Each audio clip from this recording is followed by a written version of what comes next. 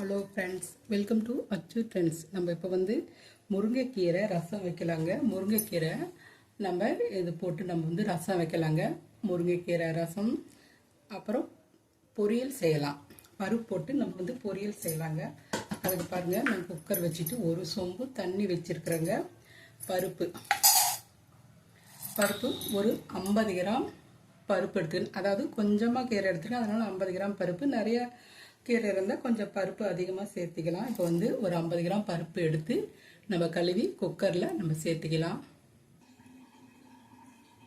பருப்பு பாருங்கள், கழுவி நான் குக்கரில் சேர்த்திக்கிறேன். தண்ணி காஞ்சிருச்சு. நம்ம இதில் பருப்பு சேர்த்திக்கலாம். பருப்பு கூட நம்ம இப்போ இதில் மஞ்சத்தூள் கொஞ்சம்,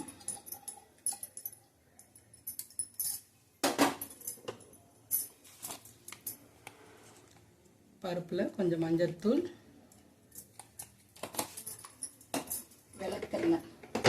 விளக்கெண்ணெய் சேர்த்திட்டோம்னா பருப்பு சீக்கிரமாக வேகுங்க. நான் சாம்பார் வைக்கும்போது நாங்கள் விளக்கெண்ணெய் ஊற்றுவோம். விளக்கெண்ணெய் இதில் சும்மா ஒரு 1/2 ஸ்பூன் விளக்கெண்ணெய் சேர்த்துக்கலாம்.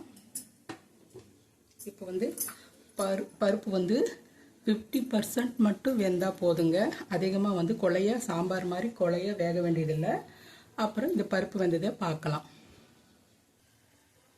குக்கர் விசில் போடக்கூடாதுங்க. சும்மா இப்படியே பருப்பு வேகட்டும். நம்ம குக்கர் மூடி வைக்க வேண்டாம். இப்படியே பருப்பு வேகட்டும், பார்க்கலாம். அடுத்தது பாருங்கள், புளி ரசத்துக்கு தேவையான ஒரு நெல்லிக்காய் சைஸ் புளி இது தண்ணி ஊற்றி நம்ம ஊற வச்சு கரைச்சிக்கலாம். கொஞ்சமாக தண்ணி ஊற்றி கரைச்சிக்கணுங்க. பாருங்கள், கீரை ரசத்துக்கு நம்ம என்னென்ன எடுத்துருக்கோன்னா, வரமல்லிங்க. வரமல்லி ஒரு 2-3 ஸ்பூன் வரமல்லி. மிளகாய் ஒரு 6-7 மிளகாய் எடுத்துருக்கோங்க.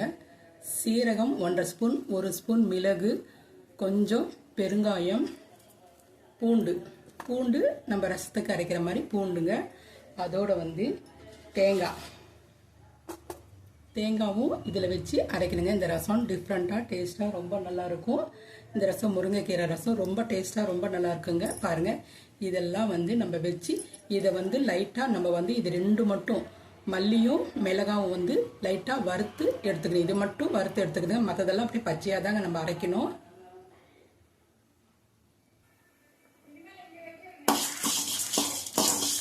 பாருங்கள், மல்லியும் மிளகாவும் லைட்டாக வறுத்து எடுத்துக்கலாங்க. ரொம்ப செவக்க வறுக்க வேண்டியதில்லை, எண்ணெய் ஊற்றி வறுக்க வேண்டியதில்லைங்க. மிளகாவும் மல்லியும் சும்மா லைட்டாக வறுத்து எடுத்துக்கலாம். சூடு பண்ணால் போதுங்க, ரொம்ப கருகெல்லாம் விடக்கூடாது.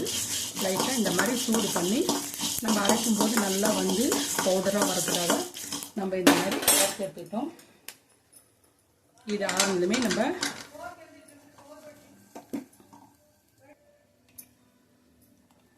மல்லியும் மிளகாவும் ஃபஸ்ட்டு கொஞ்சம் பவுடராக நம்ம அரைச்சிட்டு வந்துடலாம்.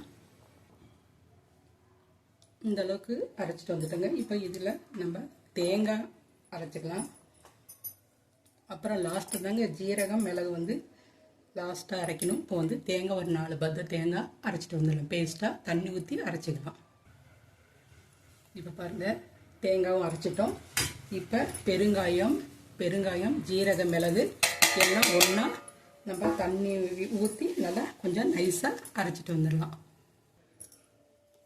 பாருங்கள், இந்த அளவுக்கு நம்ம நைஸாக அரைச்சிட்டு வந்துட்டோம். பூண்டும் இதிலே போட்டு நம்ம அப்படியே 1-2 நம்ம அரைச்சிட்டு வந்துட்டோங்க. பூண்டு லாஸ்ட்டில் போட்டு அரைக்கணுங்க. இப்போ நம்ம பருப்பு வெந்துருச்சான்னு பார்க்கலாம். பருப்பு பாருங்கள், ஒரு 50% வெந்துருச்சு. இப்போ இதில் நம்ம கீரை சேர்த்துக்கலாம். முருங்கைக்கீரை பாருங்கள், நல்லா தண்ணியில் நல்லா கழுவிட்டு 2 வாட்டி நம்ம கழுவிட்டு இந்த கீரையை இந்த பருப்பு தண்ணியிலையே போட்டுடலாம். தண்ணியில் போட்டு கீரை ஒரு சீக்கிரமாக வெந்துருங்க. ஒரு 3 நிமிஷம் 4 நிமிஷம் வேகட்டும், போதும். ஒரு 5 நிமிஷத்துக்குள்ளே கீரை எடுத்துடலாம், நல்லா வெந்துடும். இதிலே போட்டு இன்னும் கொஞ்சம் இதில் கொஞ்சம் தண்ணி சேர்த்துக்கணுங்க. தண்ணி கம்மியாக இருக்குது, கொஞ்சம் தண்ணி சேர்த்துக்கலாம். தண்ணி கம்மியாக இருக்குங்க. நம்ம இதில் இன்னும் கொஞ்சம் தண்ணி சேர்த்துக்கலாம். இந்த தண்ணியில் தாங்க நம்ம ரசம் வைக்க போகிறோம். சும்மா கொஞ்சமாக நம்ம தண்ணி சேர்த்துக்கலாம். அதுவும் ஃபஸ்ட்டு வைக்கும்போது நம்ம வந்து தண்ணி கொஞ்சம் அதிகமாக வச்சுட்டா நம்ம பச்சை தண்ணி ஊற்ற வேண்டியதில்லை. இப்போ வந்து தண்ணி கம்மியாக இருந்ததுனால நான் வந்து தண்ணி கொஞ்சம் ஊற்றிருக்கேன். இந்த கீரை வந்து ஒரு 5 நிமிஷம் வேகட்டும் பார்க்கலாம். இதிலே கொஞ்சம் உப்பு, கொஞ்சமாக உப்பு, கீரைக்கு கொஞ்சமாக உப்பு சேர்த்துக்கலாம். இப்படியே திறந்தே இருக்கட்டுங்க. கீரை வந்து மூடி வச்சு வேக வைக்கக்கூடாது. மூடி போட்டு நம்ம வந்து இது திறந்தே இருக்கட்டும். நம்ம வந்து கீரை வெந்ததுமே நம்ம ரசம் எப்படி வைக்கிறது, கீரை பொரியல் பண்ணுறது பார்க்கலாம். கீரை பாருங்கள் நல்லா வெந்துருச்சுங்க. ஒரு 5 நிமிஷம் நம்ம வேக வச்சோம். நல்லா வெந்துருச்சு. பருப்பு இந்த அளவுக்கு வெந்தால் போதுங்க. ரொம்ப குழைய வேக வச்சோன்னா பருப்பு வந்து நம்ம கீரையில் இருக்கிறதே தெரியாது. அதனால் இந்த அளவுக்கு வெந்தால் போதும். இப்போ வந்து நம்ம ஸ்டவ் ஆஃப் பண்ணிவிட்டு இந்த தண்ணி வந்து வடித்து எடுத்துக்கலாம்.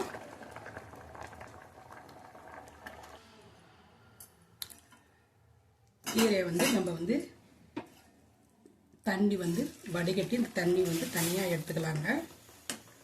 கீரையும் நல்லா 5 நிமிஷம் நல்லா வெந்துருச்சுங்க. நீங்கள் வாயில் போட்டு நீங்கள் வந்து ஒரு கீரை எடுத்து நீங்கள் சாப்பிட்டு பார்த்தா அது தெரியுங்க. நீங்கள் வந்து ஏன்னா முருங்கீரை சீக்கிரமாக வெந்துடும்.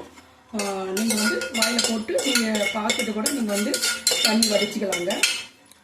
இந்த கீரை வந்து தண்ணி நல்லா வடிட்டோம். சாரி, கீழே கொட்டிருச்சு. கீரை தண்ணி பாருங்கள் நல்லா வடித்து நல்லா புழிஞ்சு நல்லா இது பண்ணி நம்ம எடுத்து வச்சுக்கலாம். தண்ணி பாருங்கள், கீரை தண்ணி வேக வச்ச தண்ணி. இதில் வந்து நம்ம வந்து புளி தண்ணி ஒரு சின்ன நெல்லிக்காய் சைஸ் புளி எடுத்துருந்தோம். அந்த தண்ணி வந்து இதிலேயே அப்படியே சேர்த்துக்கலாங்க. நல்லா நான் வடித்து வச்சுட்டேன். இதிலே சேர்த்துக்கலாம். அரைச்சி வச்ச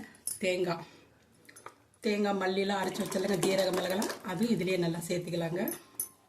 கொஞ்சமாக இதில் தண்ணி ஊற்றி கலந்து ஊற்றிக்கலாம்.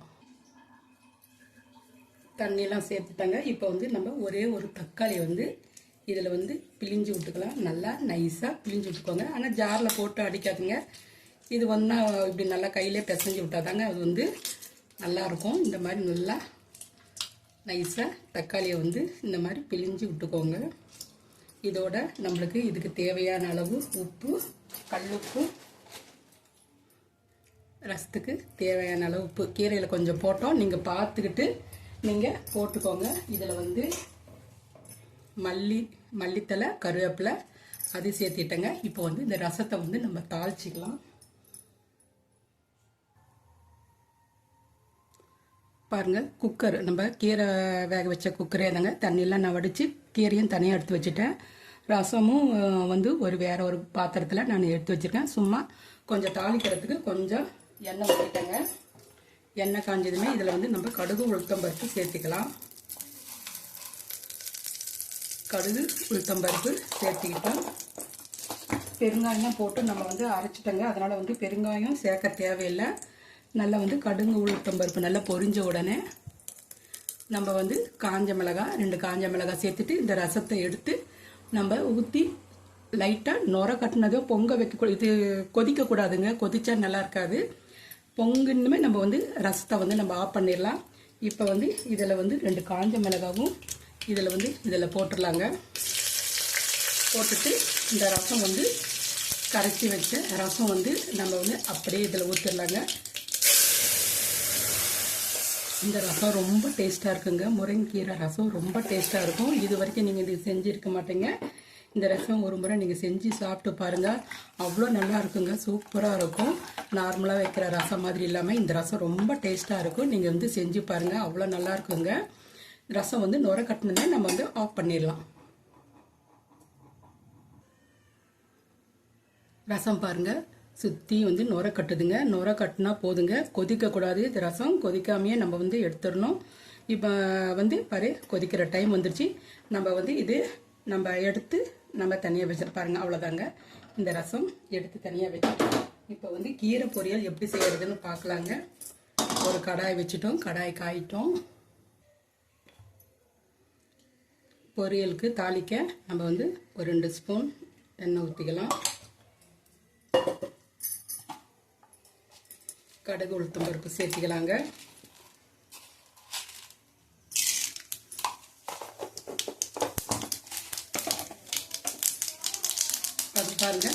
சாம்பார் வெங்காயம், 2 காஞ்ச மிளகாய், பூண்டு வந்து தட்டி வச்சுருக்கேங்க, 1-2 தட்டி வச்சுருக்கேன். இந்த மாதிரி எடுத்துக்கோங்க. இப்போ வந்து வெங்காயமும் கருவேப்பிலையும் சேர்த்துக்கிட்டோம். பூண்டு இதிலே போட்டு நல்லா வணக்கலாம். கருவேப்பிலாம் போட வேண்டியதில்லை, நம்ம கீரை நல்லா கருவேப்பிலை போட வேண்டியதில்லைங்க. இது வெங்காயம் வந்து ஒரு 2 நிமிஷம் நல்லா வதங்கட்டும்.